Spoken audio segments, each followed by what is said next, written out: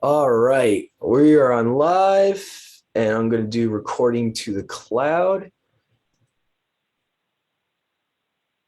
All right, we are live. My mom is going to be the new reader for our start of our prophets portion here. 1 Samuel, chapters 11 to, hold on, my bad, guys. Chapter 11 to 14. So let me just get there so people can see this on the screen here. All right. And like I said, like we talked about before off the record, I am going to try to be more attentive to the raised hands. So please just keep it up there, guys. If you do have something you want to bring up, feel free, but just keep it up there. I'm going to try to minimize my screen so I can see it. And so let me see here. Let me use an easy one for the Masoretic here. Let me try the Son of Man Bible. Okay. All right. Go ahead, Mom. Okay. Nahash the Ammonite went up and besieged Yabesh Gilead, and all the men of Yabesh said to him, "Make a treaty with us, and we will be subject to you." But Nahash the Ammonite replied, "I will make a treaty with you only on the condition that I gouge out the right eye of every one of you, and so bring disgrace on all Yashrael." The elders of Yabesh said to him, "Give us 7 days so we can send messengers throughout Yashrael. If no one comes to rescue us, we will surrender to you." When the messengers came to Gibeah of Saul and reported these terms to the people, they all wept aloud. Just then, Saul was returning from the fields behind his oxen, and he asked, "What is wrong with the people? Why are they weeping?" Then they repeated on him what the men of Yabesh had said. When Saul heard their words, the spirit of Yahuwah came upon him in power, and he burned with anger. He took a pair of oxen, cut them into pieces, and sent the pieces by messengers throughout Yashrael, proclaiming, "This is what will be done to the oxen of anyone who does not follow Saul and Samuel." Then the terror of Yahuwah fell on the people, and they turned out as one man. When Saul mustered them at Bezek, the men of Yashrael numbered 300,000, and the men of Yehuda 30,000.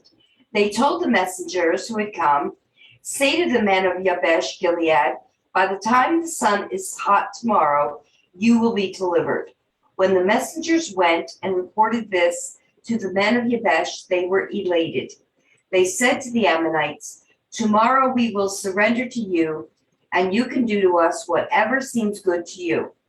The next day, Saul separated his men into 3 divisions. During the last watch of the night, they broke into the camp of the Ammonites and slaughtered them until the heat of the day. Those who survived were scattered, so that no 2 of them were left together. The people then said to Samuel, "Who was it that asked, 'Shall Saul reign over us?' Bring these men to us, and we will put them to death." But Saul said, "No one shall be put to death today, for this day Yahuwah has rescued Yashrael." Then Samuel said to the people, "Come, let us go to Gilgal, and there reaffirm the kingship."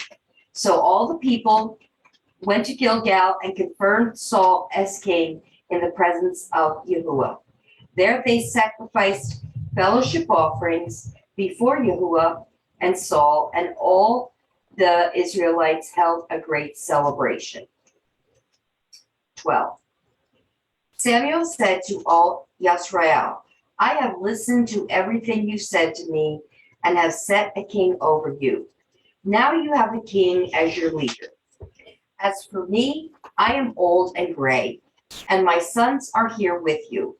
I have been your leader from my youth until this day. Here I stand. Testify against me in the presence of Yahuwah and his anointed. Whose ox have I taken? Whose donkey have I taken? Whom have I cheated? Whom have I oppressed? From whose hand have I accepted a bribe to make me shut my eyes? If I have done any of these, I will make it right. You have not cheated or oppressed us, they replied. You have not taken anything from anyone's hand. Samuel said to them, Yahuwah is witness against you, and also his anointed is witness this day, that you have not found anything in my hand. He is witness, they said. Then Samuel said to the people, it is Yahuwah who appointed Masha and Aaron and brought your forefathers up out of Egypt.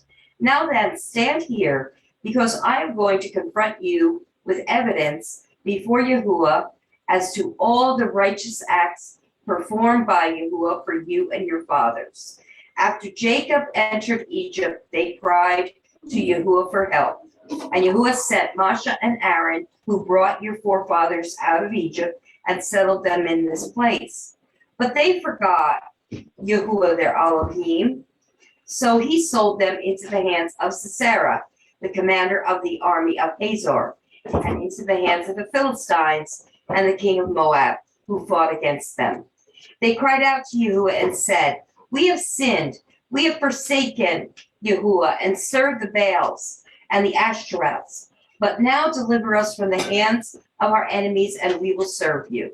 Then Yahuwah sent Jerubbaal, Barak, Jephthah, and Samuel, and he delivered you from the hands of your enemies on every side, so that you lived securely. But when you saw that Nahash, king of the Ammonites, was moving against you, you said to me, no, we want a king to rule over us, even though Yahuwah was Elohim, was your sovereign. Now here is the sovereign you have chosen, the one you asked for. See, Yahuwah has set a king over you. If you fear Yahuwah and serve and obey him, and do not rebel against his commands, and if both you and the king who reigns over you follow Yahuwah your Elohim, good. But if you do not obey Yahuwah, and if you rebel against his commands, his hand will be against you as it was against your fathers. Now then, stand still and see this great thing Yahuwah is about to do before your eyes. Is it not wheat harvest now? I will call upon Yahuwah to send thunder and rain, and you will realize what an evil thing you did in the eyes of Yahuwah when you asked for a king. Then Samuel called upon Yahuwah, and that same day Yahuwah sent thunder and rain. So all the people stood in awe of Yahuwah and of Samuel. The people all said to Samuel, pray to Yahuwah your Elohim for your servants, so that we will not die. For we have added to all our other sins the evil of asking for a king. Do not be afraid, Samuel replied. You have done all this evil, yet do not turn away from Yahuwah, but serve him with all your heart. Do not turn away after useless idols. They cannot do you any good, nor can they rescue you, because they are useless. For the sake of his great name, Yahuwah will not reject his people, because Yahuwah was pleased to make you his own. As for me, far be it from me that I should sin against Yahuwah by failing to pray for you. And I will teach you the way that is good and right, but be sure to fear Yahuwah and serve him faithfully with all your heart. Consider what great things he has done for you. Yet if you persist in doing evil, both you and your king will be swept away. 13. Saul was 30 years old when he became king, and he reigned over Yashrael 42 years. Saul chose 3,000 men from Yashrael, 2,000 were with him at Michmash and in the hill country of Bethel, and 1,000 were with Jonathan at Gibeah of Benjamin. The rest of the men he sent back to their homes. Jonathan attacked the Philistine outpost at Geba, and the Philistines heard about it. Then Saul had the trumpet blown throughout the land and said, let the Hebrews hear. So all Yisrael heard the news. Saul had attacked the Philistines' outpost, and now Yisrael has become a stench to the Philistines. And the people were summoned to join Saul at Gilgal. The Philistines assembled to fight Yisrael with 3,000 chariots, 6,000 charioteers, and soldiers as numerous as the sand on the seashore. They went up and camped at Michmash, east of Beth Aven.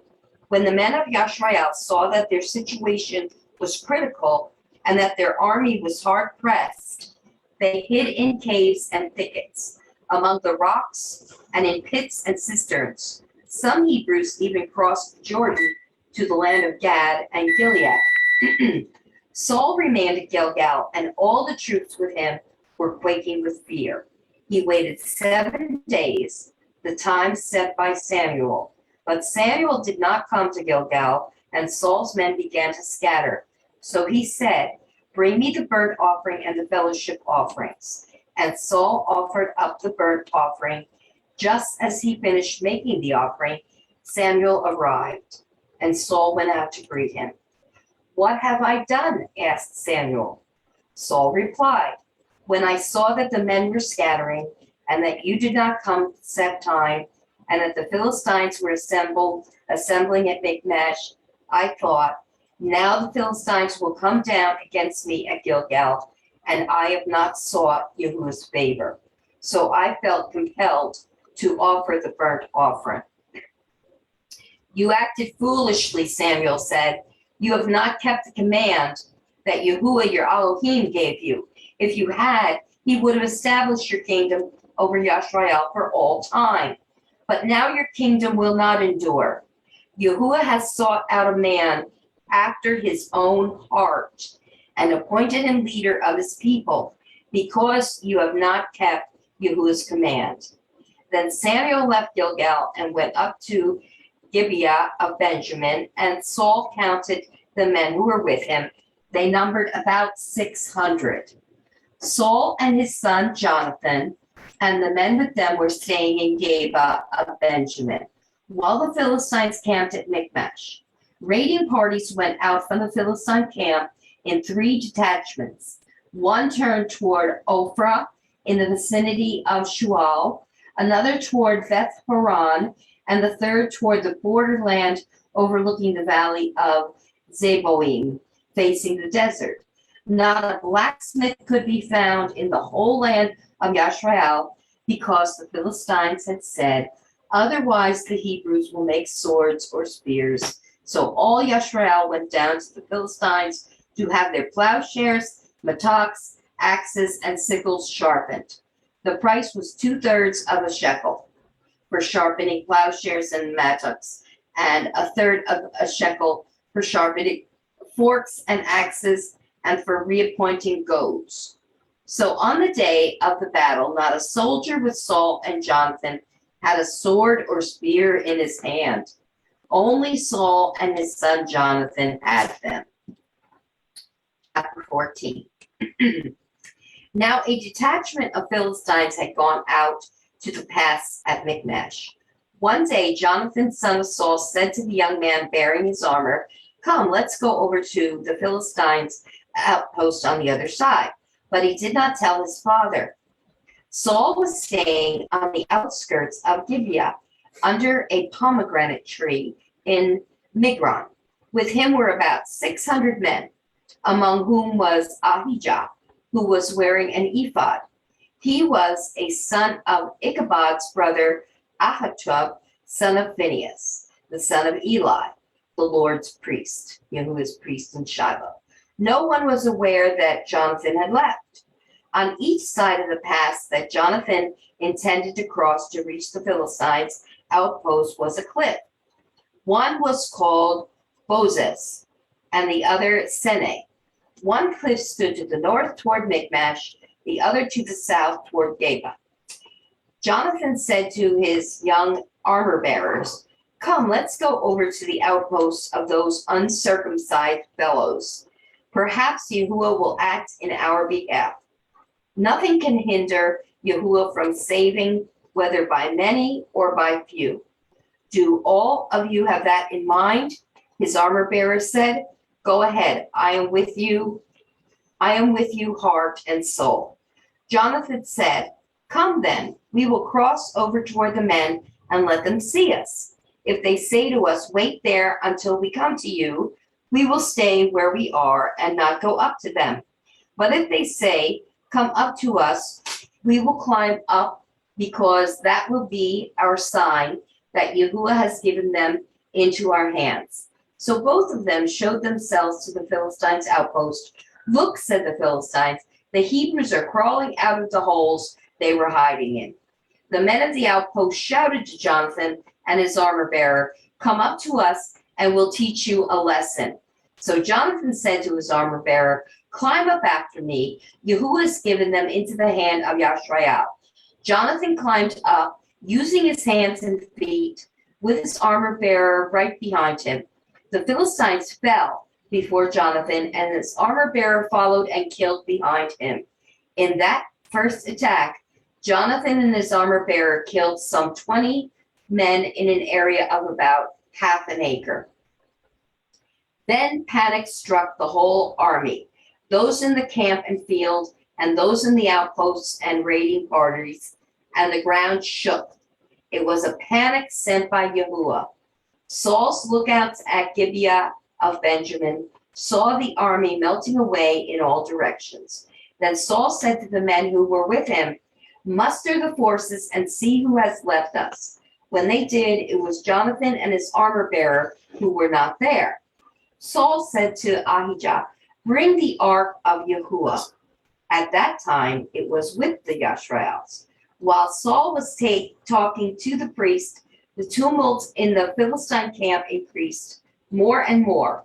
So Saul said to the priest, Withdraw your hand. Then Saul and all his men assembled and went to the battle. They found the Philistines in total confusion, striking each other with their swords. Those Hebrews who had previously been with the Philistines and had gone up with them to their camp went over to the Israelites who were with Saul and Jonathan. When all the Israelites had been hidden in the hill country of Ephraim, heard that the Philistines were on the run, they joined the battle in hot pursuit. So Yahuwah rescued Yashrael that day, and the battle moved on beyond Beth Haven. Now the men of Yashrael were in distress that day, because Saul had bound the people under an oath, saying, Cursed be any man who eats food before evening comes, before I have avenged myself on my enemies. So none of the troops tasted food. The entire army entered the woods, and there was honey on the ground. When they went into the woods, they saw the honey oozing out, yet no one put his hand to his mouth, because they feared the oath. But Jonathan had not heard that his father had bound the people with the oath, so he reached out the end of his staff that was in his hand and dipped it into the honeycomb. He raised his hand to his mouth, and his eyes brightened. Then one of the soldiers told him, Your father bound the army under a strict oath, saying, Cursed be any man who eats food today. That is why the men are faint. Jonathan said, My father has made trouble for the country. See how my eyes brightened when I tasted a little of this honey? How much better it would have been if the men had eaten today some of the plunder they took from their enemies. Would not the slaughter of the Philistines have been even greater? That day, after the Israelites had struck down the Philistines from Michmash to Aijalon, they were exhausted. They pounced on the plunder, and taking sheep, cattle, and calves, they butchered them on the ground and ate them together with the blood. Then someone said to Saul, Look, the men are sinning against Yahuwah by eating meat that has blood in it. You have broken faith, he said. Roll a large stone over here at once. Then he said, Go out among the men and tell them, Each of you bring me your cattle and sheep, and slaughter them here and eat them. Do not sin against Yahuwah by eating meat with blood still in it. So everyone brought his ox that night and slaughtered it there. Then Saul built an altar to Yahuwah. It was the first time he had done this. Saul said, "Let us go down after the Philistines by night and plunder them till dawn, and let us not leave one of them alive." "Do whatever seems best to you," they replied. But the priest said, "Let us inquire of Yahuwah here." So Saul asked Yahuwah, "Shall I go down after the Philistines? Will you give them into Yashrael's hand?" But Yahuwah did not answer him that day. Saul therefore said, "Come here, all you who are leaders of the army, and let us find out what sin has been committed today.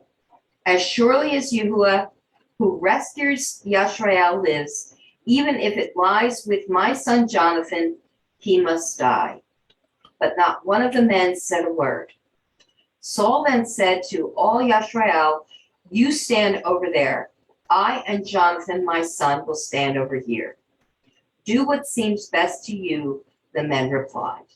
Then Saul prayed to Yahuwah, the Elohim of Yashrael, "Give me the right answer." And Jonathan and Saul were taken by lot, and the men were cleared. Saul said, "Cast the lot between me and Jonathan, my son." And Jonathan was taken. Then Saul said to Jonathan, "Tell me what you have done." So Jonathan told him, "I merely tasted a little honey with the end of my staff, and now must I die?" Saul said, "May Yahuwah deal with me, be it ever so severely, if you do not die, Jonathan." But the men said to Saul, "Should Jonathan die, he who has brought about this great deliverance in Yashrael? Never. As surely as Yahuwah lives, not a hair of his head will fall to the ground.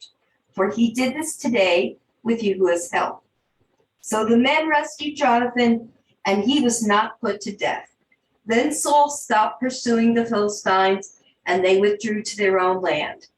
After Saul had assumed rule over Yashrael, he fought against their enemies on every side: Moab, the Ammonites, Edom, the kings of Zobah, and the Philistines. Wherever he turned, he inflicted punishment on them. He fought valiantly and defeated the Amalekites, delivering Yashrael from the hands of those who had plundered them. Saul's sons were Jonathan, Ishbi, and Malchishua. The name of his oldest daughter was Merab, and that of the youngest was Michal. His wife's name was Ahinoam, daughter of Ahimaaz. The name of the commander of Saul's army was Abner, son of Ner, and Ner was Saul's uncle. Saul's father Kish and Abner's father Ner were sons of Abiel. All the days of Saul there was bitter war with the Philistines, and whenever Saul saw a mighty or brave man, he took him into his service. So yours says that they were not supposed to eat any food, right? Yeah. Like generally food? Yeah. Oh, you gotta love the Mazarites. You gotta love that. It's actually supposed to be bread. Oh, okay. So this makes sense in context why Jonathan was not killed. Because what did Jonathan eat?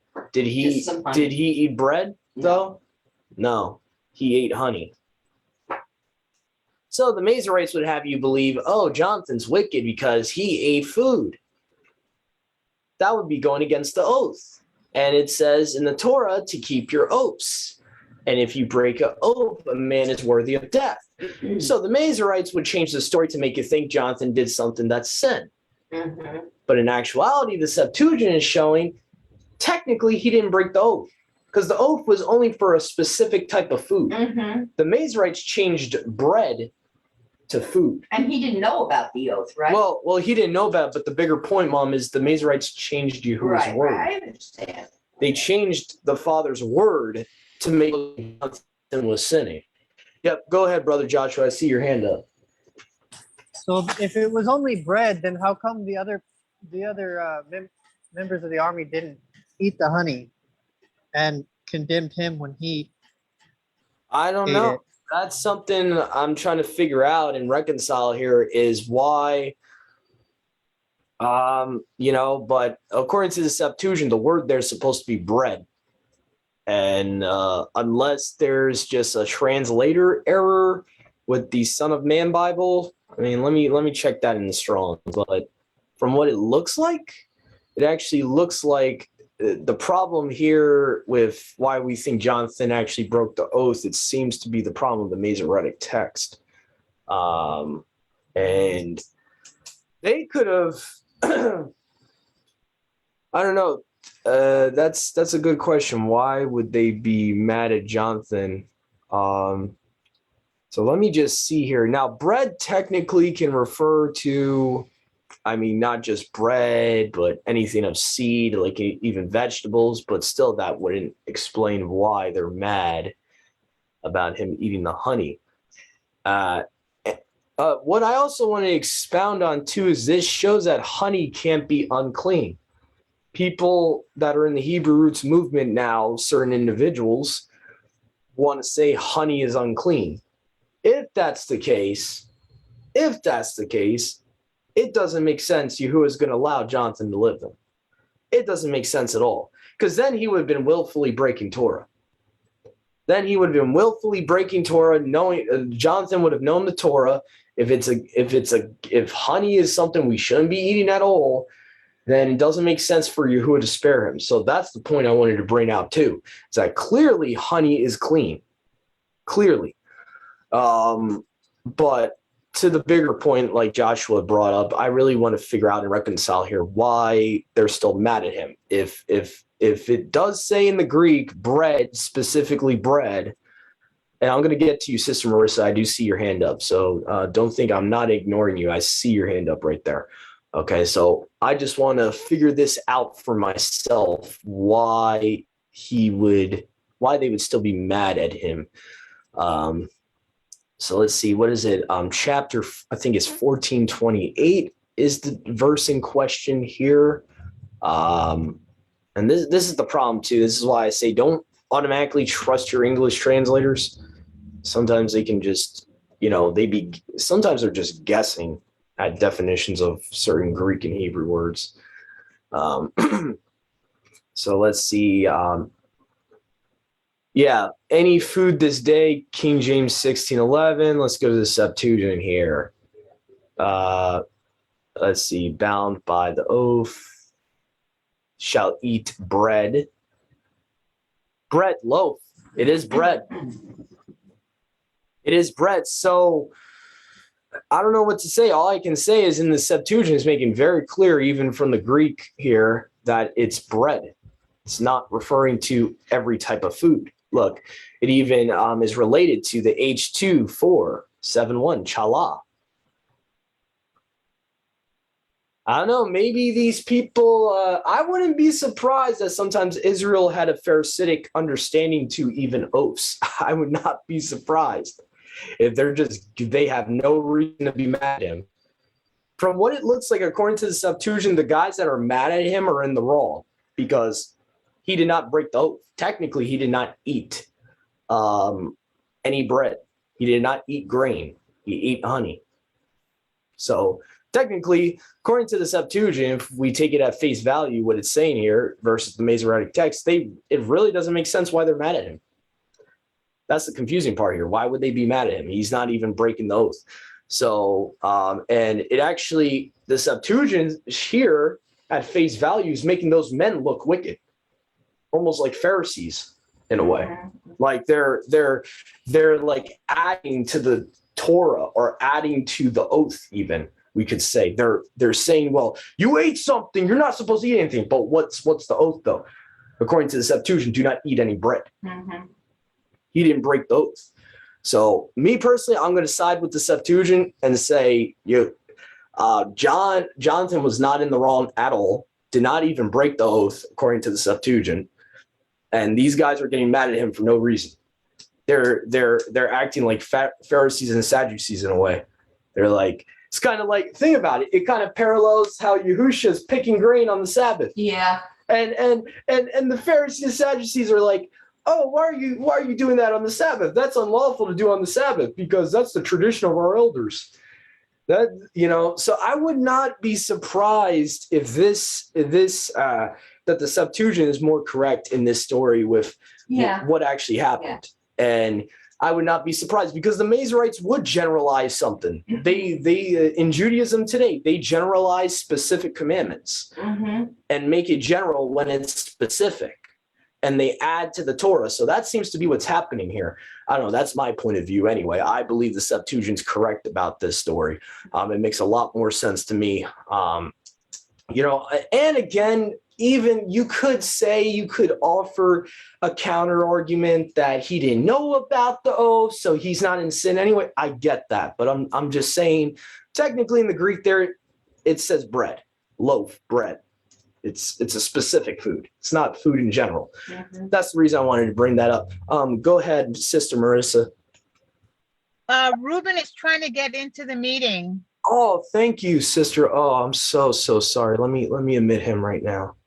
So sorry. So that's my point of view anyway. I think the Septuagint makes a lot more sense with the account of what happened there. It makes, and it gives a light of that Israel from the beginning had this connotation to always add stuff.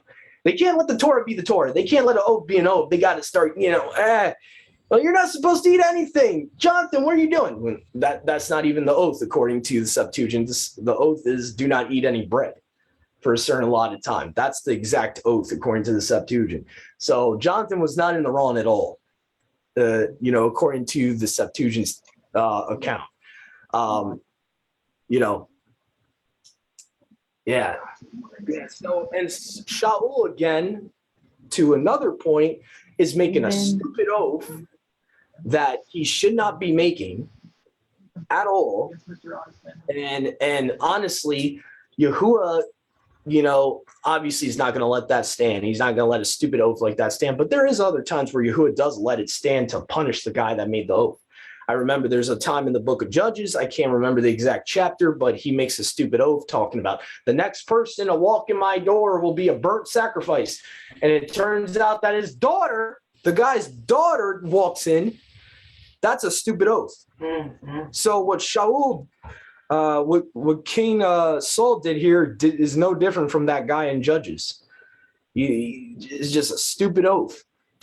Anyway. But one small point, if it's okay. Yeah. Now, we know it's a stupid oath, okay? And we know that Saul had problems as king, that he was not the most righteous king.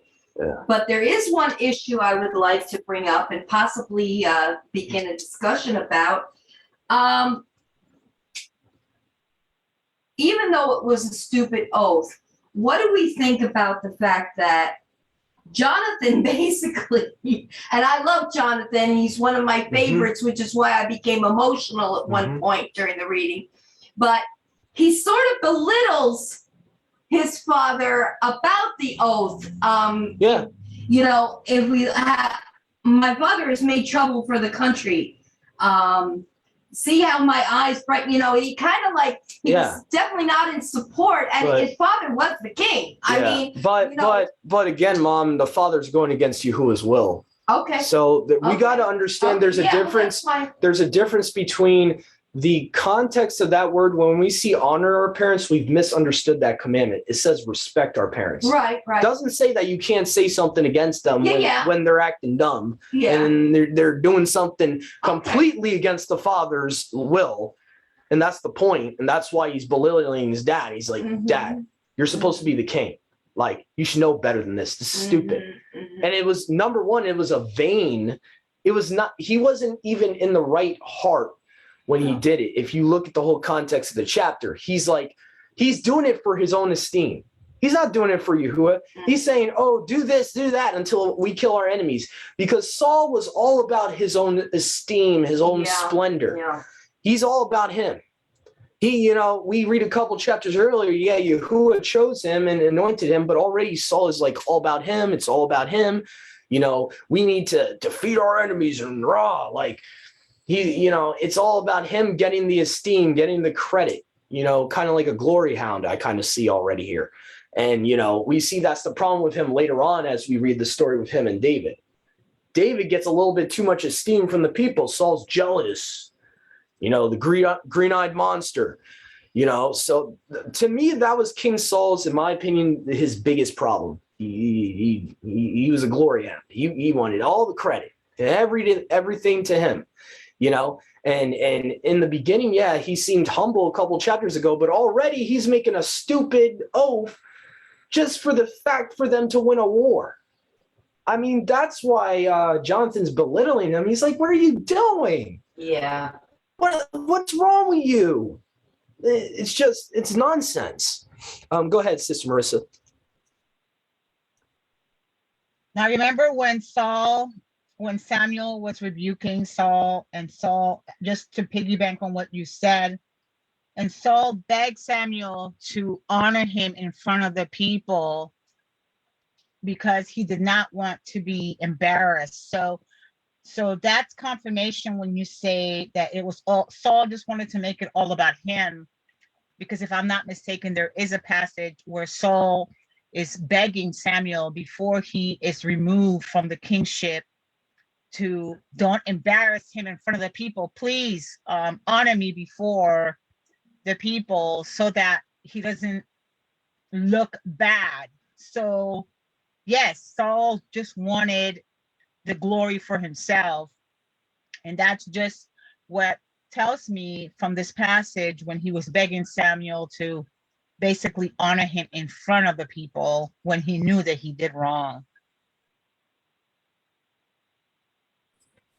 Hallelujah, sis. Hallelujah. Yeah, that seems to be the problem here. That seems to be the problem, and it's just his pride, man. He's allowed Satan to getting to him with his pride. He's just stupid, making a stupid oath like that. Now, the other guy, in the contrast, the reference I made about the book of Judges, he made a stupid oath unknowingly. And I don't know, I would have to go back to the book of Judges, the whole context of why that happened and why he offered up the next person to walk into his house will be given as a burnt offering. I don't know what the whole context of that story is about, but that is just as foolish of an oath too. So I think the main thing we can get through this story too is be careful what you promise to Yahuwah and you take an oath for. Yeah. Count the cost before you do it and make sure it's a reasonable oath and not something that's ridiculous. Because sometimes Yahuwah, in the other account in Judges, he actually forced him to keep the oath.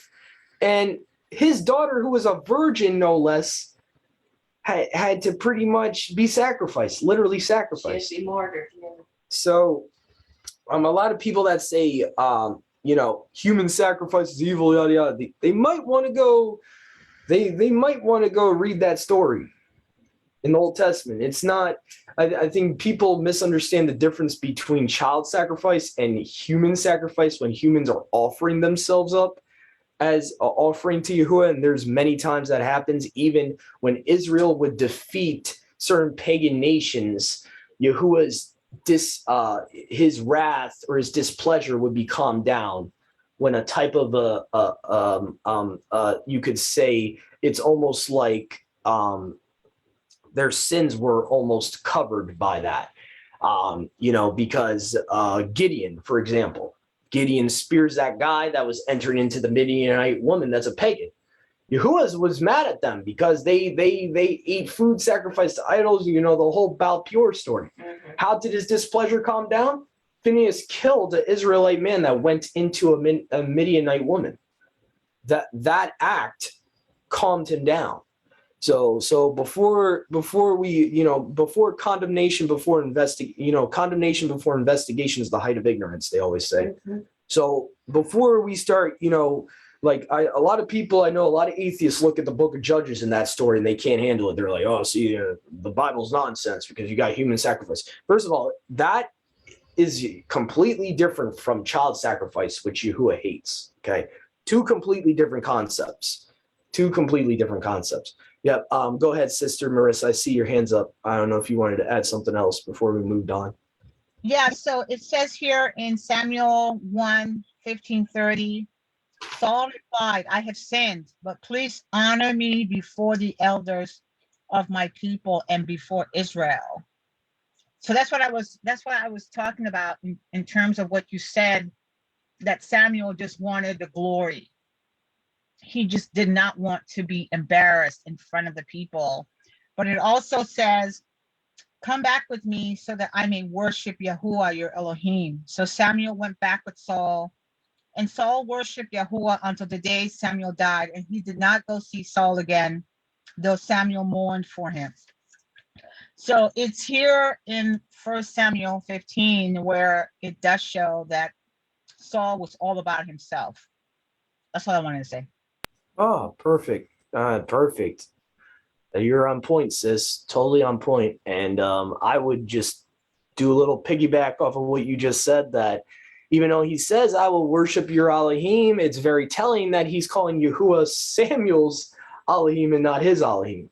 I don't know if that's the author's intention to put a little jab there at Saul, but that seems to me like he doesn't have the right heart there, because if he had the right heart, a more better context would be our Elohim, or that I want to be like you and follow your Elohim. Like you compare him to Ruth, a true woman, a true Israelite woman, versus a guy that's being a pretender like Saul. She shows the humility. She shows the fact that she's humble and she wants to actually, and that it's not about her. So you were on point, Sister Marissa, about the whole pride thing with Saul and all that. So we're going to see that his pride gets worse and worse and worse as it goes along, and Yahuwah eventually even commands a demon even to afflict him. And that's so we'll see that later on. But let's see here. So my mom just read 1 Samuel 11, chapters 11 to 14. Okay, so we're going to pick a new reader here. Brother Dennis, could you possibly read Isaiah? We're going to stay with the prophets portion here, Isaiah 10 to 13. Let's see here. Yeah, I think I have you unmuted. Can you hear me? Yeah, perfect, bro. Okay, what was that? Isaiah chapters 10 to 13. Okay, let's see. Isaiah 10 to 13. Okay. Isaiah chapter 10. Woe to those making unrighteous laws and writers who have prescribed toil, to keep the needy back from right ruling, and to take what is right from the poor of my people, that widows become their prey and orphans their plunder. Kind of sounds like today. What shall you do in the day of visitation, in that the ruin which comes from afar? To whom would you run for help? And where would you leave your wealth? Whether without me, they shall bow down among the prisoners, and fall among the slain. With all this, his displeasure is not turned back, and his hand is still stretched out. Woe to Ashur, the rod of my displeasure, and the staff in whose hand is my displeasure. Against the defiled nation I send him, and against the people of my wrath I command him to seize the spoil, to take the prey, and to tread them down like the mud of the streets. But he does not intend so, nor does his heart think so, for it is in his heart to destroy and to cut off not a few nations. For he says, Are not my princes sovereigns? Is not Calno like Carchemish? Is not Hamath like Arpad? Is not Shamaron like Damascus? As my hand has found the reins of the idols, whose carved images excel those of Jerusalem and Shamron. As I have done to Shamron and her idols, do I not do also to Jerusalem and her idols? And it shall be when Yahuwah has performed all his work on Mount Zion and on Jerusalem, that I shall punish the fruit of the greatness of the heart of the sovereign of Ashur, and the boasting of his haughty looks. For he has said, by the power of my hand I have done it, and by my wisdom, for I have been clever. And I removed the boundaries of the people and have robbed their treasures, and I put down the inhabitants like a strong one. And my hand finds and stretches out, finds the riches of the people like a nest. And I have gathered all the earth like forsaken eggs are gathered. And there was no one who moved his wing, nor opened his mouth with even a peep. Would the axe boast itself over him who chops with it, or the saw exalt itself over him who saws with it? As a rod waving those who lift it up, as a staff lifting up that which is not wood. Therefore the Master Yahuwah of hosts sends leanness among his fat ones, and under his esteem he kindles a burning like the burning of a fire. And the light of Yisrael shall be for a fire, and his set apart ones for a flame. And it shall burn and devour his weeds and his thorn bushes in one day, and consume the steam of his forest and of his fertile field, both life and flesh. And they shall be as when a sick man wastes away. And the remaining trees of his forest shall be so few in number that a child records them. And in that day it shall be that the remnant of Yisrael and those who have escaped the house of Jacob never again lean upon him who defeated them, but shall lean upon Yahuwah, the set apart one of Yisrael, in truth. The remnant shall return, the remnant of Jacob, to the mighty El. For though your people, Yisrael, be as the sand of the sea, yet a remnant of them shall return, a decisive end, overflowing with righteousness.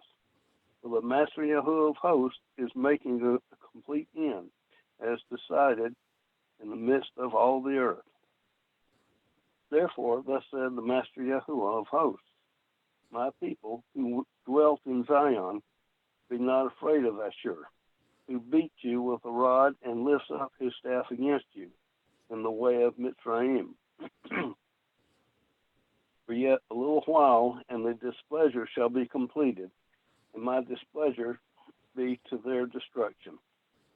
And Yahuwah of hosts stirs up a lash for him as the smiting of Midian at the rock of Horeb. And as his rod was on the sea, so shall he lift up in the way of Mitzrayim. And in that day it shall be his burden is removed from your shoulder, and his yoke from your neck. And the yoke shall be destroyed because of the anointing oil. He has come upon Ayath. He has passed Migron at Michmash. He stored his supplies. They have gone through the pass. They have taken up lodging in Geba. Ramah is afraid. Geba and Shaol has fled. Lift up your voice, O daughter of Galium. Listen, Laisha, O poor Anatha. Madmanesh has fled. The inhabitants of Gibeon sought refuge. Yet he remains at Nob that day. He shakes his fist at the mountain of the daughter of Zion, the hill of Jerusalem. Look, the Master Yahuwah of hosts is lopping off a branch with an awesome crash, and the tall ones are cut down, and the lofty ones are laid low. And he shall cut down the thickets of the forest with iron, and, and Lebanon shall fall as a mighty one. 11. And a rod shall come forth from the stump of Yeshe, and a sprout from his root shall bear fruit. The spirit of Yahuwah shall rest upon him, the spirit of wisdom and understanding, the spirit of counsel and might, the spirit of knowledge and of the fear of Yahuwah, and shall make him breathe in the fear of Yahuwah. And he shall not judge by the sight of his eyes, nor decide by the hearing of his ears. But with righteousness he shall judge the poor, and shall decide with straightness the meek ones of the earth, and shall smite the earth with the rod of his mouth, and slay the long with the breath of his lips. And righteousness shall be the girdle of his loins, and trustworthiness the girdle of his waist. And a wolf shall dwell with the lamb, and a leopard lie down with the young goat, and the calf and the young lion and the fatling together, and a little child leads them. And cow and bear shall feed, their young ones lie down together, and a lion eats straw like an ox. And the nursing child shall play by the cobra's hole, and the weaned child shall put his hand in the adder's den. They do no evil nor destroy in all my set-apart mountain, for the earth shall be filled with the knowledge of Yahuwah as the waters cover the sea. And in that day there shall be a root of Yeshe, standing as a banner to the people. And to him the Gentiles shall seek, and his rest shall be esteemed. And it shall be in that day that Yahuwah sets his hand against the second time to recover the remnant of his people who are left from Asher and from Mitzrayim, from Pathros and from Cush, from Elam and from Shinar, from Amath and from the islands of the sea. And he shall raise a banner for the nations, and gather the outcasts of Yisrael, and assemble the dispersed of Yehudah from the four corners of the earth. And the envy of Ephraim shall return aside, and the adversaries of Yehudah be cut off. Ephraim shall not envy Yehudah, and Yehudah not trouble Ephraim, but they shall fly down upon the shoulder of the Philistines toward the west, although they plunder the people of the east. Their hand stretching forth in Edom and Moab, and the children of Ammon shall be subject to them. And Yahuwah shall put under the ban the tongue of the sea of Mitzrayim, and he shall wave his hand over the river with the might of his spirit, and shall smite it in the seven streams, and shall cause men to tread it in sandals. And there shall be a highway from the remnant of his people, those left from Asher, as it was for Yisrael in the day when he came up from the land of Mitzrayim. 12. And in that day you shall say, I thank you, Yahuwah. Though you were enraged with me, your displeasure has turned back, and you have comforted me. See, Allah is my deliverance. I trust and am not afraid. For Yahuwah, is my strength and my song, and he has become my deliverance. And you shall draw water with joy from the fountains of deliverance. And in that day you shall say, Praise Yahuwah, call upon his name, make known his deeds among the peoples, make mention that his name is exalted. Sing to Yahuwah, for he has done excellently. This is known in all the earth.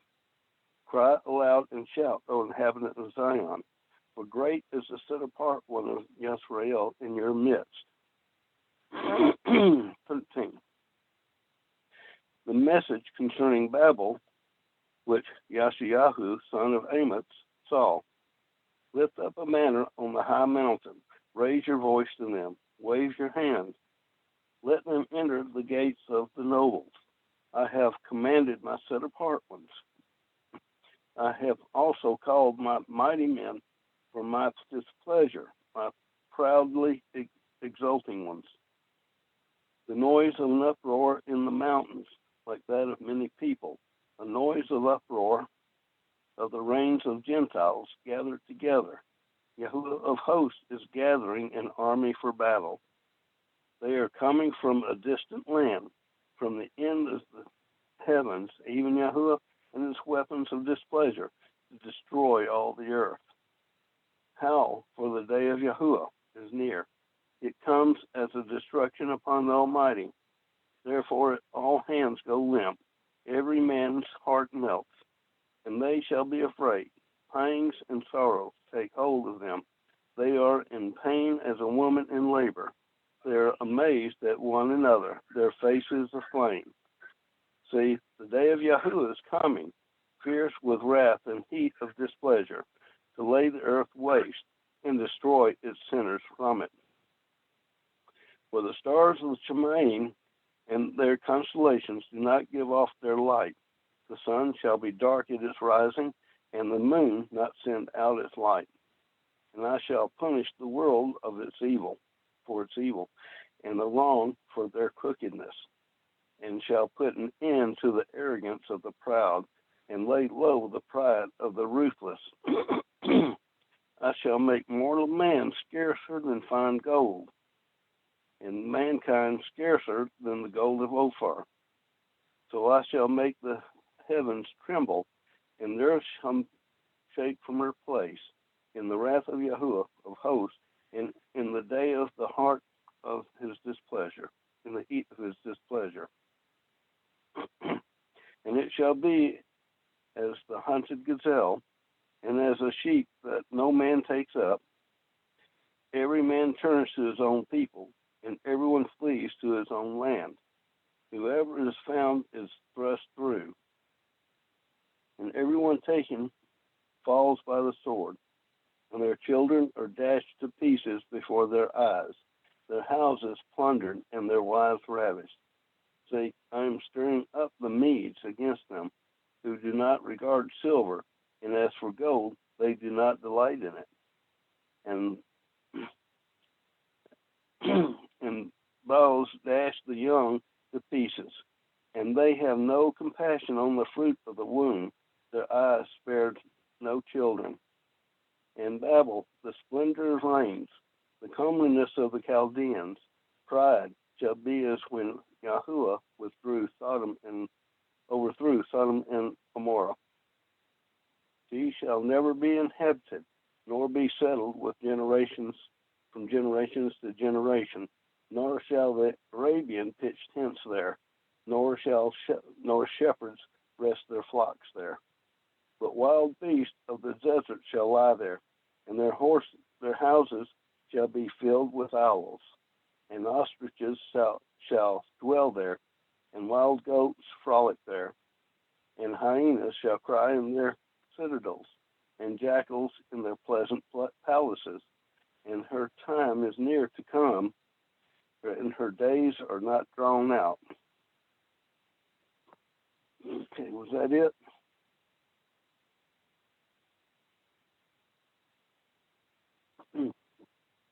Doug?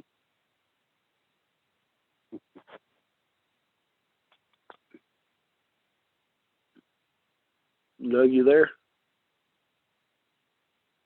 Yeah, bro. Yeah, my bad. I was. Okay. Yeah, great job, bro. Unless you have something you want to bring up, I'm gonna go to Brother Joshua. He's had his hand up the whole time, so I'm gonna. Go ahead. Yeah, I think it was Isaiah. Hold on, give me 1 second. Isaiah 11:12, where it talks about the sevenfold spirit of Yahuwah.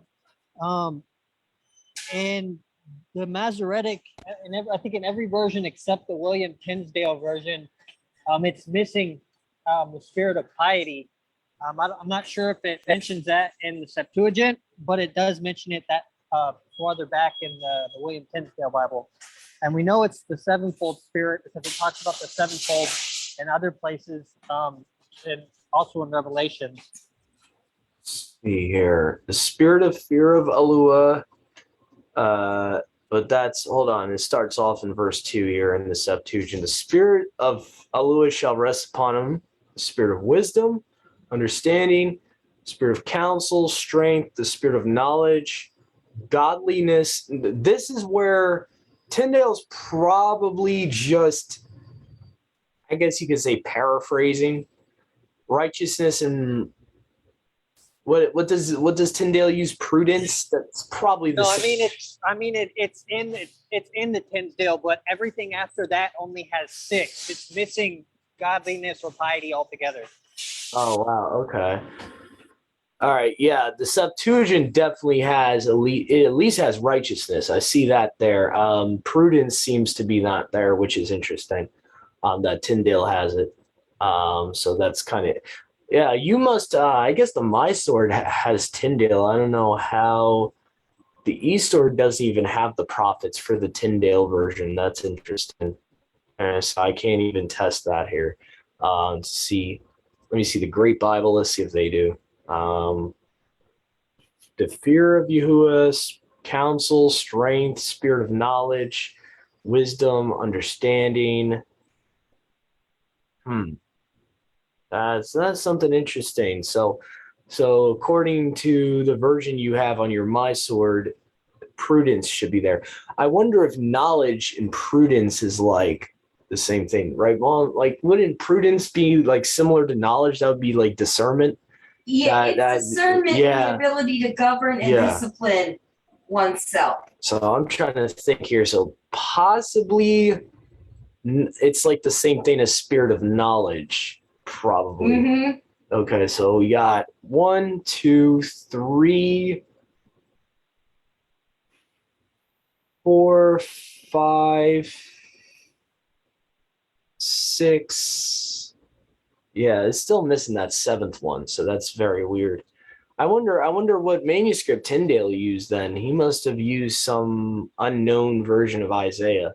Well, it seems that everything after the 1500s changed it to 6. So whoever was, because it's like everything in the TS 2009, the King James, the Geneva, everything after the William Tinsdale version is has only 6. And you're using the My Sword, right? To your the Tyndale. I don't even remember when I last looked at the William Tinsdale. It was when I was first coming into this walk that I noticed that. I'm not sure if My Sword has it. I just remember it from back then. Yeah, because I think you have to have a physical copy of it because all these free versions of it, they don't even offer the profits for whatever stupid reason. They like the eSword version only has the Pentateuch, and as far as I know, the Pentateuch and Brit Hadashah. I'm like looking on here with I'm trying to think of any older ones that might have it. The bishops, maybe it's in the 1500s. Let me see here. Spirits of counsel, strength, spirit of knowledge, and fear. No, it's still missing that last one. Yeah, very, very weird. Even the Wycliffe, I don't even think has it. Which the Wycliffe actually came before the Tyndale. Oh no, here we go. Piety. Wycliffe has it. 1394 Wycliffe Bible, Pure Revision. So it says here for Isaiah 11:2, the spirit of Yahuwah shall rest on him, spirit of wisdom, spirit of understanding, spirit of counsel and strength, spirit of, I don't like how it says cunning. And I would use another word for that, but it does say piety at the end for the 7th one.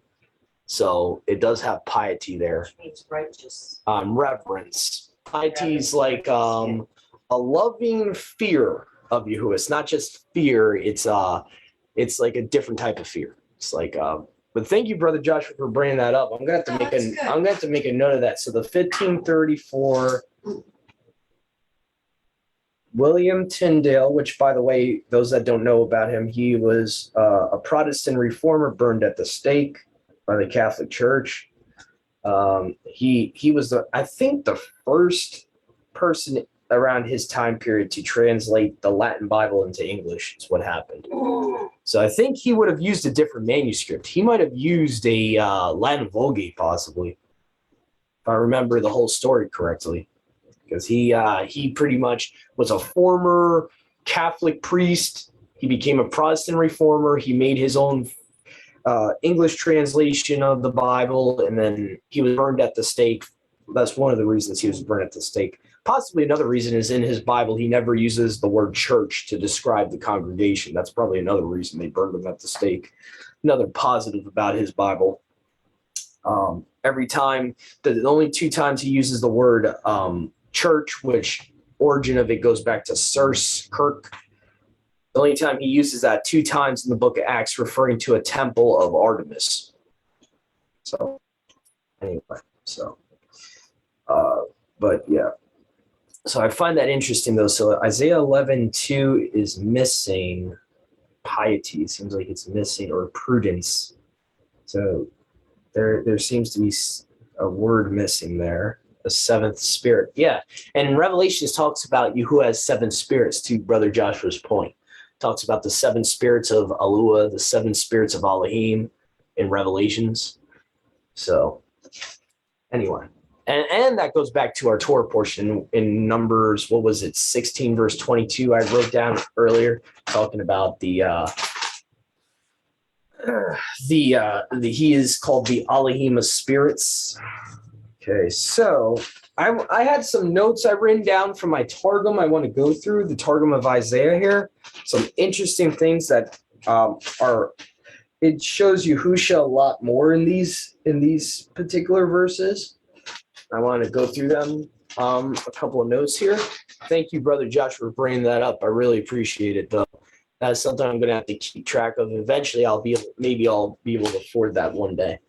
The Tyndale Bible, a physical copy of I forget the oldest they have, whether it's, I know there's also, I should check the Geneva when I have time and all the other older ones I have on the eSword here, see if one of them have it. Prudence in that verse. But anyway, so this is the Targum of Isaiah that I have. It's called the Sion, Tsion editions, done by, I believe it's done by a Messianic Jewish author, a translator. So I'm going to just show some interesting differences here that kind of prove Yahusha is this stem or this branch that's being referred to in Isaiah 10. Okay, Isaiah 10, verse 20. It says, "They shall lean upon the word of Yahuwah, the set apart one of Yasharal." So the son, Yahusha, is being called the set apart one of Yasharal, which if he's not the father, we got a blasphemy problem there. So I would hope that's not the case, and that especially since we trust in Yahusha for our salvation, I would hope that that the case is the easy way to reconcile that is he is the father, and that's why he's being called the set apart one of Yasharal. Okay. Let's see here. Let's go back to the earlier parts of this chapter. Okay.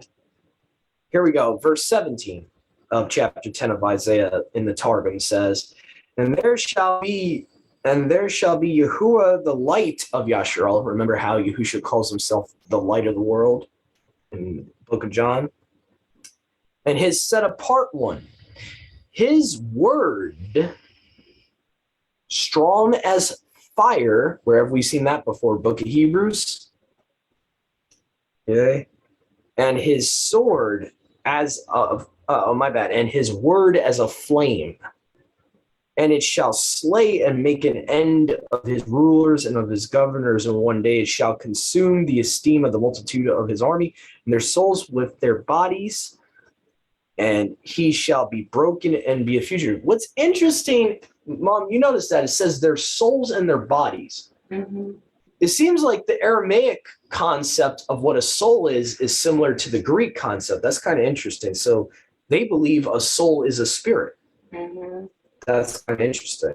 So I've been wavering back and forth because the problem is in our modern Hebrew texts, Genesis says that Yahuwah put a ruach into Adam, right, in the body, the clay, Mm-hmm. and it says the ruach in the body, the vessel, together makes a soul, right, in Genesis. In the Masoretic text, it says that, but we see in Aramaic mindset, it's different. It's actually agreeing with the Greek mindset, which, by the way, the Septuagint even a lot of times it will equate a soul as the same thing as a spirit. That it's not three components, it's two components. So that's a whole nother debate for a whole nother day. Which one is it? But I just wanted to present that that's the two arguments of why some people believe a soul is a spirit and why some people believe the body plus the spirit equals a soul, just to explain that. Mainly it's due to the bias of the Masoretic text. If you trust in the Masoretic as your main Old Testament, you would believe that. But we see here that it seems to be indicating, maybe I'm reading it wrong, but it seems to be indicating that it's equating the soul as a spirit, even in Aramaic manuscripts. Okay, so that's pretty interesting to me, nonetheless.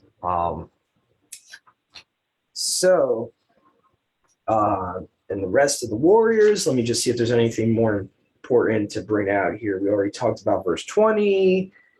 His dominion, the rock Oreb, his dominion shall depart from you as the dominion of Pharaoh departed by the sea. So similar to Yahuwah is comparing basically this guy, the Assyrian, to the Pharaoh of the Exodus, which is kind of interesting.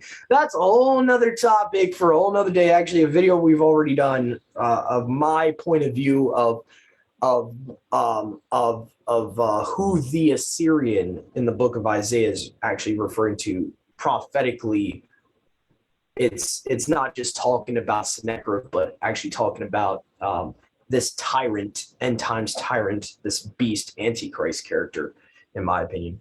I believe the Assyrian is another title for Nimrod. It's like a prophetic future context title for Nimrod. And you can check that video out. It's called "Who is a non-Egyptian pharaoh ? Who is the Assyrian?" The Septuagint, the word heteros basically can mean of another kind. So when it says a different pharaoh in Exodus 1 verse 8 in the Septuagint, it actually could mean like technically of a different ethnicity. Basically the point of view I have of that could be that it could have even been ethnically a Syrian pharaoh that actually that took them by force, as Isaiah chapter 52 does a backshadowing about that. And I'll just show you guys just what I'm referring to real quick as we move on. Isaiah 52, I think it's verse 7, I believe, or I forget what verse it is in this chapter. It talks about, my people long ago went down to Egypt, and the Assyrian oppressed them. Let's see here. My people long ago went down to Egypt, and the Assyrian oppressed them. Now, the main confrontation to this idea, why a lot of people don't accept this, is that their counter argument to me is that, or people that believe what I believe about, the Pharaoh of Egypt not being an ethnic Egyptian and being an Assyrian lineage, and possibly lineage even going back to Nimrod, is that well, this is talking about Sennacherib. This is talking about him taking them to Egypt. My problem with it is Isaiah's writing it, and every version is writing it in a past tense. it's a past tense. It's not a present tense. It's not a future tense. So if we take it in context, it's talking about a long, long, long, long, long time ago. That's what it's saying. And it doesn't matter what version you're reading from. All of them say that. All of them say, especially if you look at paraphrase versions like the NLT, long ago, my people chose to live in Egypt. Now they are oppressed by Assyria. Okay, so, and let's see here, even if we go to the King James, my people went down aforetime, past tense, into Egypt to sojourn there. Joseph and all that. And the Assyrian oppressed them without cause. Now, if you go to the Septuagint, it's even stronger for this case that I have this opinion. And I admit it's opinion. I can't prove it 110%. It's opinion. But the Septuagint seems to really, really drive it home that's what Yahuwah in context is referring to in Isaiah 52, verse 4. It says, thus says Yahuwah, my people went down before, past tense, to Egypt to sojourn there, and were carried away forcibly to the Assyrians. So if this is past tense and talking about when they were down there in the time of Moses, it's saying the Assyrians, ethnic Assyrians, not ethnic Egyptians, carried them away forcibly. Now, the question is, did they choose their slavery in Egypt when they were under Pharaoh in the Exodus? No, they did not choose it. To me, it makes the most sense in the context of this verse that Yahuwah is talking about that exact sojourning way back when at first, they chose to be in Egypt because Joseph went down there with his family, right? Yeah. But they were forcibly oppressed by Pharaoh of that time period. That's the point I'm trying to drive home, is that it seems to fit the context. It seems to me like the opposing view of its present tense at that time. Why is Yahuwah using a past tense word then? To me, it doesn't make sense. It doesn't. That's the reason of that belief. It's talking about, and even in the Aramaic Bible, the Peshitta here, it says, my people went down at first to dwell there. So obviously it's talking about a past time period. So anyway, I just wanted to put that out there, put what I think about that out there, and who the Assyrian is and all that. So anyway, and a possible connection to the Exodus, or maybe not, maybe I'm wrong, but that's just my opinion on Isaiah 52, verse 4. Anyway, so let's see here. Isaiah 11 has some stuff here I want to talk about. It's definitely a lot stronger for the case that Yahusha is the one talked about as the branch. As it continues on, it says, a king, verse 1, a king shall come forth from the sons of Jesse, from his children's children, the Messiah shall be anointed. There shall dwell upon him the spirit of prophecy. What does Revelation say, though? Who's the spirit of prophecy? Yahushua Messiah is the spirit of prophecy. So John, I don't know, maybe John might have known of this type of manuscript when he was writing Revelations. That's all I'm trying to say. Maybe he might have known of something like this. So it says, it will dwell upon him the spirit of prophecy from before Yahuwah, the spirit of wisdom. By the way, wisdom is another title for Yahusha in the Tanakh, in the Old Testament, book of Proverbs, chapter 8, specifically. Also, Proverbs 4:19. Let me correct myself. Proverbs chapter 3:19 says, by wisdom, Yahuwah founded the earth. So this person, wisdom, was co-creator with the Father. Okay. All right. So spirit of wisdom and understand, the spirit of counsel and strength, the spirit of knowledge and of fear of Yahuwah, he shall bring him to the fear of Yahuwah. He shall not judge according to the sight of his eyes, neither reprove after the hearing of his ears, but with righteousness shall he rightly rule the poor, and reprove with trustworthiness. to the needy of the earth, and he shall smite the sinners of the earth with the word of his mouth. Okay, 2 Thessalonians chapter 2. Who is smiting the earth with the flame of his mouth? Okay, this is obviously talking about Yahushua. With the speech of his lips, he shall slay the wicked. And the Septuagint doesn't just say the wicked, it says the wicked one. That's a direct quote from Paul in 2 Thessalonians when he says, who is Yahushua destroying when he comes? He's destroying the lawless one, the wicked one, the Antichrist. So it's actually like word for word cross-reference from 2 Thessalonians from the Septuagint. And the righteous shall be round about him, and those that work and believe shall draw near unto him in the days of the Messiah of Yasharal. Notice how it says in the days of the Messiah. It doesn't say his first coming. It says in the days of the Messiah of Yasharal, peace shall be multiplied. So it's funny to me that the authors of the Targums understood this context, but the Pharisees and Sadducees, like Yahushua said in his day, you do error not knowing the scriptures. Because even back then, with the Pharisees and Sadducees, oh, well, he's supposed to bring peace when he comes. The Messiah was supposed to bring peace. Yeah, but when? When was he supposed to bring peace? His first coming as Messiah ben David? Or my bad, I'm confusing things. His first coming, he's supposed to be Messiah ben Yosef, right? But he's, according to the Targum here, he's supposed to bring peace when he's Messiah ben David, when he's a roaring lion.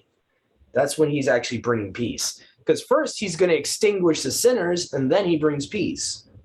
So is that they didn't understand prophecy. They didn't fully understand prophecy. And that's why they didn't see Yahushua, the Messiah, right in their dang face. Right in their face, they didn't understand who he was.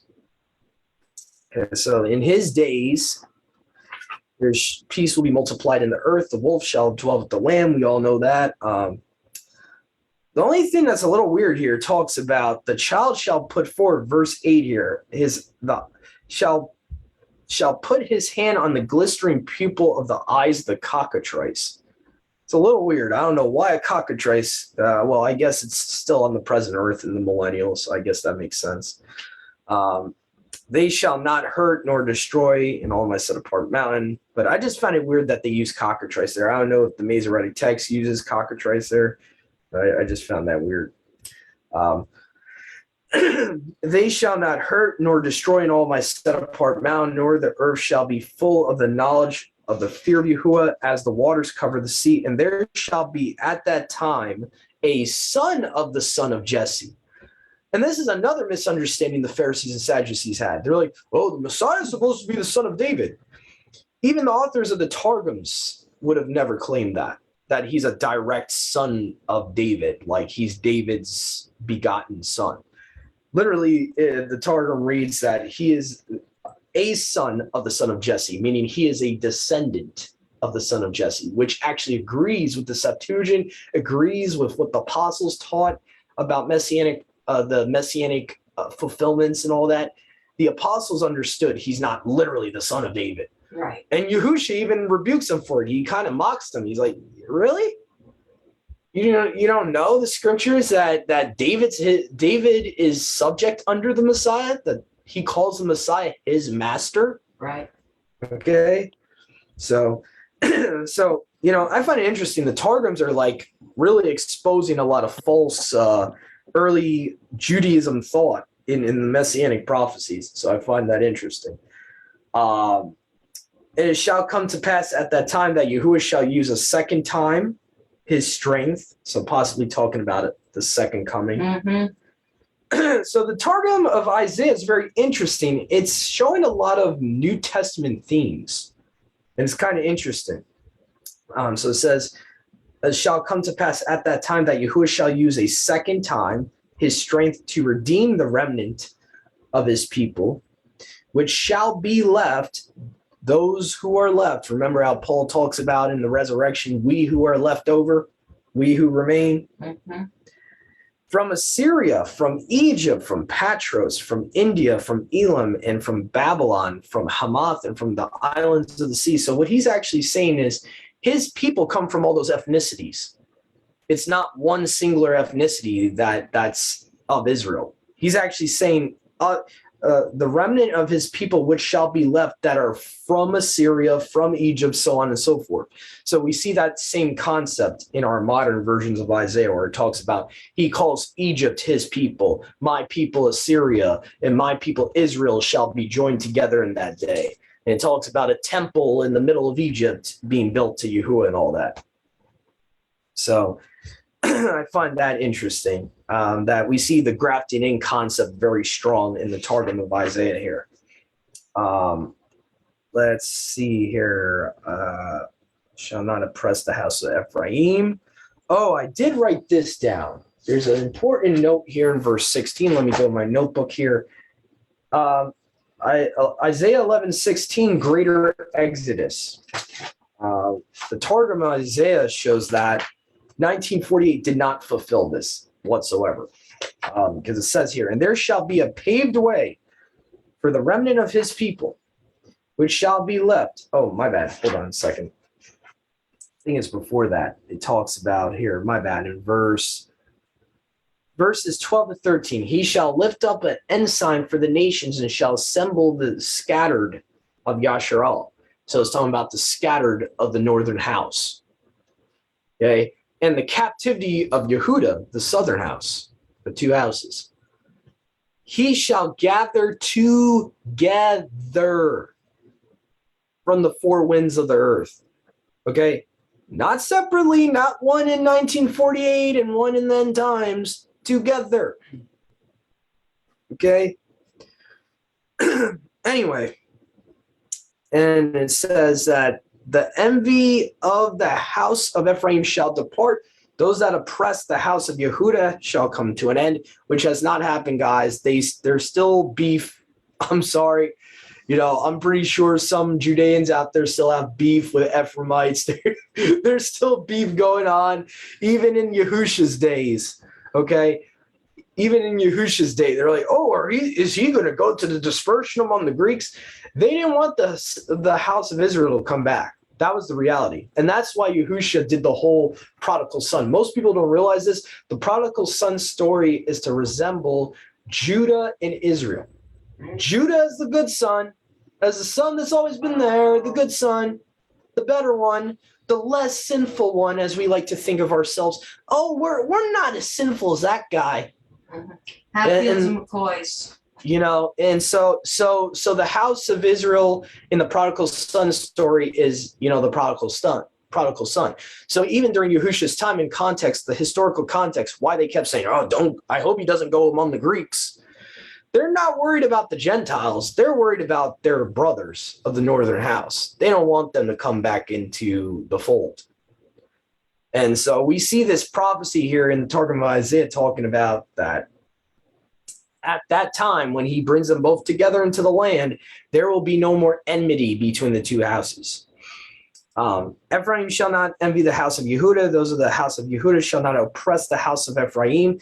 They shall be united in one mind to smite the Philistines towards the west. They shall spoil the children of the east against Edom and Moab. They shall stretch out their hands, and the children of Ammon shall obey them. And Yahuwah shall dry up the tongue of the Egyptian sea, and shall lift the stroke of his strength upon the Euphrates by the word of his prophets, and shall smite it in 7 streams, and men shall walk through it dry shod. So now it's talking about the greater exodus there. And there shall be a paved way for the remnant of his people, which shall be left from Assyria, as it was to Yasharal in the day of their coming up from the land of Egypt. And we don't have time for it, but there's many other prophets that talk about this greater exodus in prophecy. Jeremiah talks about it, where Yahuwah says it's going to be far greater, far better than the first exodus. It says, in the context of that verse, he talks about the old things are no longer going to come to mind. I'm going to do a new thing. And he starts talking about making ways in the wilderness and all that. Eventually you get to the point where he starts saying, no longer will they say Yahuwah who brought them out of the land of Egypt. They will say Yahuwah who brought them out of the land that they were scattered. So Anyway, but that's an interesting study we should do eventually. Yeah. So let me see here. I got some notes here from chapter 12 too. The Targum says, turn back to the Torah. Yeah, this is an important verse here in verse 1. It says, and you shall say at the time, I will confess before you, O Yahuwah, for that I have sinned before you. Your anger is upon me. But when I return to the law, your anger will turn from me and you will have mercy on me. So I like that. The Targum is showing here that this concept, they understood that when you repent, it's not just, okay, I repent, I'm sorry for what I did. No, you return to his Torah. So I like that about the Targum there. Okay, in chapter 12, verse 1 of Isaiah. Okay, verse 2, the same chapter says, behold, in the word of Yahuwah is my salvation. Basically, in Yahusha is my salvation. I am trusting and shall not be moved, because my strength and my praise is in the fear of Yahuwah. He has spoken by his word, and he is become my savior. Okay, but and a little oneness there too, because at the end it says the Father is the savior, but at the beginning of that same verse it says my salvation is in the word of Yahuwah. Interesting. Okay, so all right, let's see here. Okay, chapter 13, we have a couple of things here. Actually, no, verse 4 of chapter 12. If anyone can find this for me, where does Yahusha Mom, do you remember which of the Besorah, the good news accounts of Matthew, Mark, Luke, and John, where does he talk about to pray in his name to the Father? Do you remember? Because Isaiah 12:4 says, at that time shall you say, praise Yahuwah, pray in his name, declare his doings among the people. Remember ye that you that are powerful in his name, that you are powerful in his name. So again, this people would seem to think that this is a contradiction, but it's actually not. Okay, Yahusha has the same name as the Father. I have come in my Father's name. You have not received me. John 5:43. Okay, so this prophecy seems to later on get fulfilled with Yahusha, where he talks about pray to the Father in my name. Okay, so let's see. You got it, Mom, in your... I'm looking, honey. Okay. I don't really... Let me know if you find it later. We can always go back to it. I will. Okay. Praise Yahuwah, for he has done mighty works, that this is revealed in all the earth. Okay. All right. Chapter 13, I found something interesting. Brother Joshua was talking about something missing in Isaiah 11:2. In the Targum of Isaiah, the header, and I don't know, this could have been added by the translator, but if it's actually in there in the manuscript, this is interesting. This seems to be missing in the other versions of Isaiah. Chapter 13, verse 1. The burden of the cup of the cursing to give to Babylon to drink. So it's actually talking about, the undiluted cup in Revelations, which Isaiah the son of Amos did prophesy. Okay, so how ye night is day, yada yada. Okay, all right, let's get to the good stuff in here. Oh, here we go. Verse 12 of chapter 13. This is one of the ones here. It says here, I will love them that fear me more than gold, in which the sons of men esteem those that keep the law more than fine gold of Ophir. So it's not just a beginning educational belief in the Father. He's actually saying there's some obedience required. I love them that love me. Exodus chapter 20. Okay, so I like that the Targum of Isaiah is kind of exposing that whole once saved, always saved nonsense in the Baptists. Okay, this clearly is showing that in our walk in Messiah, in our trust in him for salvation, that doesn't mean that we are not to go back after repenting to turn to the law. It's clearly the Targum is showing that's part of our walk. That's part of what's required of being a child of the creators, is keeping his commandments. Okay, clearly here. So verse 12 talks about he loves those more than gold that keep the law, that keep his Torah. Okay. All right. All right. So Isaiah 13:19.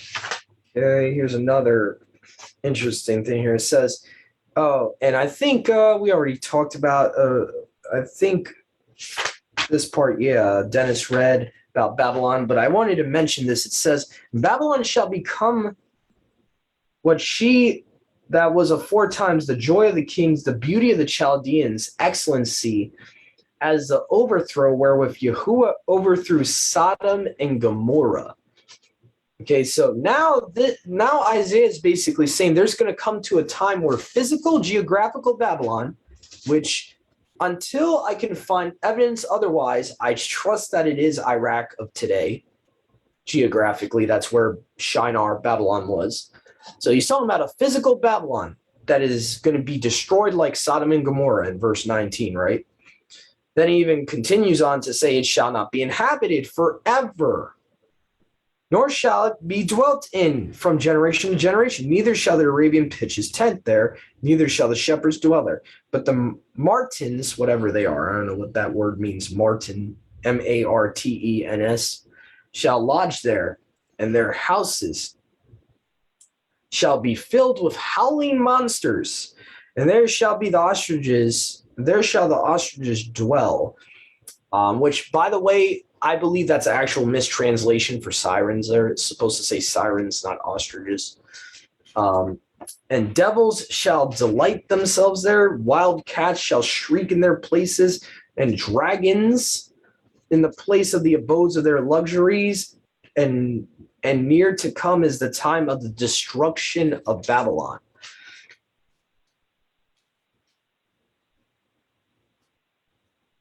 So interesting. So that's very interesting. So we have all these weird creatures, and it's going to get a lot more weird when you look at the Septuagint here of those same verses. I'll just show you guys real quick. But you have dragons, monsters, okay? This is end times Babylon. This is the destruction of Babylon. In context, this would be like, Revelations 18 in the New Testament. Okay, this is when Babylon's going to get physically destroyed and demolished.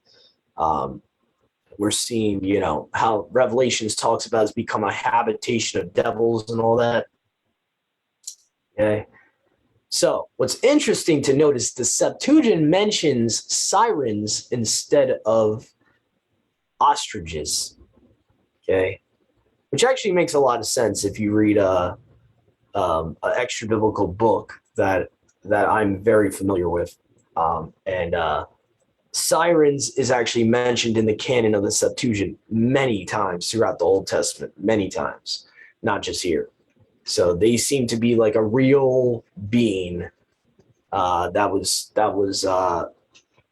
came to be in the pre-flood era. Okay, so it says, and wild beasts shall rest there, and they that fill up the houses with a sound and shall rest there, and sirens and demons will dance there. Okay, so sirens shall rest there, and demons will dance there. Verse 22 of the Septuagint, satyrs and satyrs shall dwell there, and shall build a nest, and hedgehogs shall build nests there.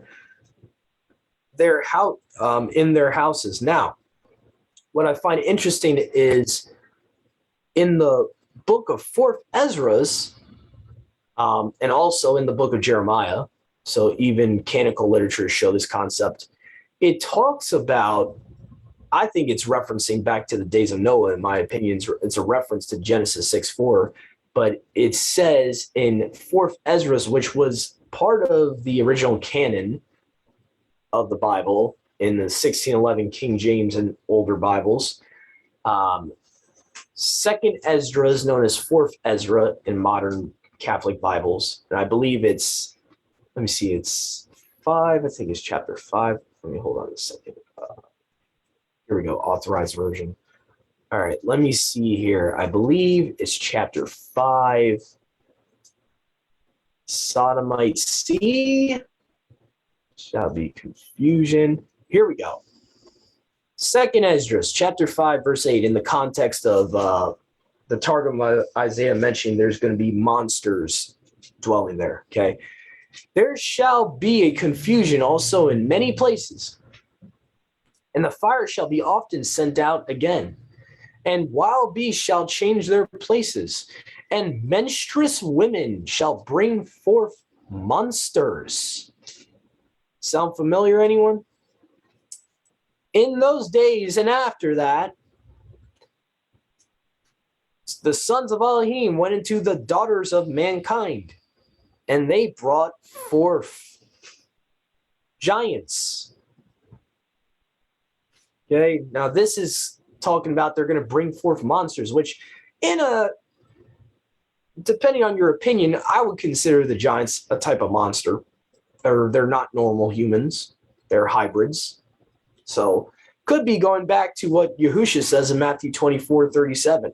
As the days of Noah were, so shall it be in the coming of the Son of Man. So something to think about. Women bringing forth monsters. Yeah, that's some scary stuff. Ain't gonna lie.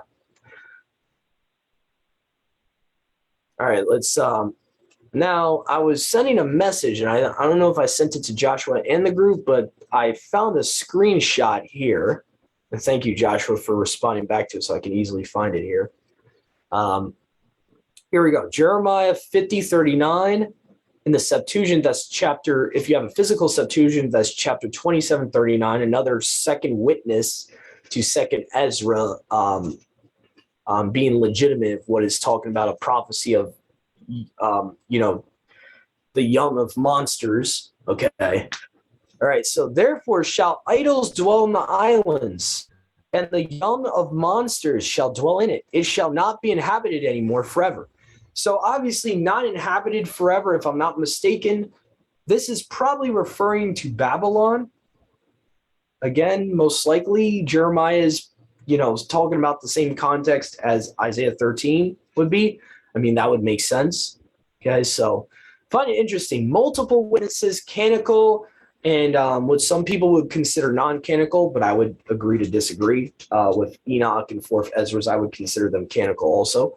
But many witnesses for this concept that there's going to be some weird type of beings in the end times in Babylon. Okay, there's going to be some weird stuff going on. Okay. At the time before Yahushua, right before Yahushua's second coming, or even at the time of his second coming, you're going to have that stuff there with the context of the day of Yahuwah being the destruction of Babylon and all that, the bowls of wrath. So anyway, I just wanted to bring that up. I thought that was interesting. And I think that's about it. I think we're going to move on. I think I'll do a new recording just because this recording went pretty long for this part one of the prophets portion. We're going to do a new recording and have a new reader for, I think we have Ezra's coming up right now. We have Ezra and Ezra 6-10 we have, and 2 Corinthians, and that's it for today. So we're going to have two more readers, and that will be closing up our study. So please stay tuned. We're going to be back shortly. We'll be right back. Shalom.